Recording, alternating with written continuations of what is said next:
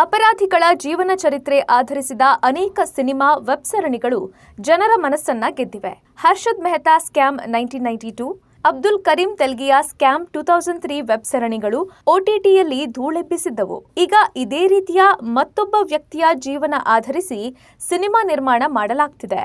Punjab national ಬ್ಯಾಂಕ್ನಿಂದ ಬರೋಬ್ಬರಿ 13,000 ಕೋಟಿ ರೂಪಾಯಿ ಸಾಲ ಪಡೆದು ಪಂಗನಾಮ ಹಾಕಿದ್ದ ವಜ್ರದ ಉದ್ಯಮಿ ನೀರವ್ ಮೋದಿ ಸ್ಕ್ಯಾಮ್ ಆಧಾರಿತ ಸಿನಿಮಾ ತೆರೆಗೆ ಬರಲು ಸಿದ್ಧತೆ ನಡೆಯುತ್ತಿದೆ. ಗುಲ್ಲಕ್ ಹೆಸರಿನ ವೆಬ್ ಸಿರೀಸ್ ಮಾಡಿದ್ದ ನಿರ್ಮಾಪಕ ವಿಕ್ರಮ್ ಮಲ್ಹೋತ್ರಾ ಮತ್ತು ನಿರ್ದೇಶಕ ಪಲಾಶ್ ವಸ್ವಾನಿ ಜೋಡಿ ಈ ಸಿನಿಮಾ ಮಾಡ್ತಿದ್ದಾರೆ. ಸಿನಿಮಾವು ಪತ್ರಕರ್ತ ಪವನ್ ಸಿ ಲಾಲ್ ಅವರು ಬರೆದ flawed: the rise and fall of India's diamond mogul Nirav Modi ಪುಸ್ತಕವನ್ನ ಆಧರಿಸಿದೆ. ಈ ಸರಣಿಯು ನೀರವ್ ಮೋದಿ ಹಾಗೂ ಅವರ ಸೋದರಮಾವ ಮೆಹುಲ್ ಚೋಕ್ಸಿರಾ ಅವರ ಡೈಮಂಡ್ ಇಂಡಸ್ಟ್ರಿಯ ಆರಂಭ, ಅವರ ಜೀವನ ಹಾಗೂ 13,000 ಕೋಟಿ ರೂಪಾಯಿಯ ಸ್ಕ್ಯಾಮ್ ಬಗ್ಗೆ ಇರಲಿದ್ದು, ಈ ವರ್ಷದಲ್ಲೇ ಶೂಟಿಂಗ್ ಮಾಡುವ ಸಾಧ್ಯತೆ ಇದೆ. ಈ ಸರಣಿಯ ಹೆಸರು ಹಾಗೂ ಕಲಾವಿದರ ಬಗ್ಗೆ ಇನ್ನೂ ಮಾಹಿತಿ ಹೊರಬಿದ್ದಿಲ್ಲ. ಇಲ್ಲಿವರೆಗೆ ಮಾಡಿದ್ದ ಸ್ಕ್ಯಾಮ್ ಆಧಾರಿತ ಸರಣಿಗಳು ಹಿಟ್ ಆಗಿದ್ದು, ಈ ಸರಣಿ ಸಹ ಹಿಟ್ ಆದ್ರೂ ಅಚ್ಚರಿ ಪಡಬೇಕಿಲ್ಲ.